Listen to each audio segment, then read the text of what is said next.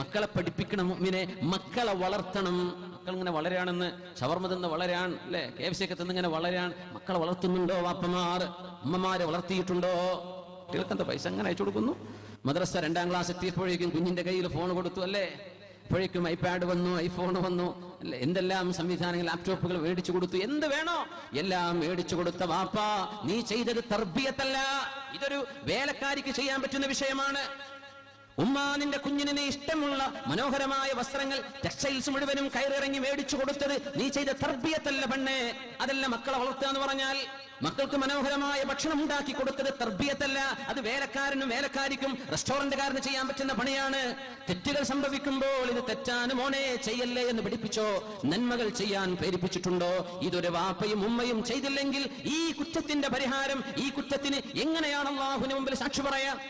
മക്കളെ വളർത്തണ്ടേ, മക്കൾക്ക്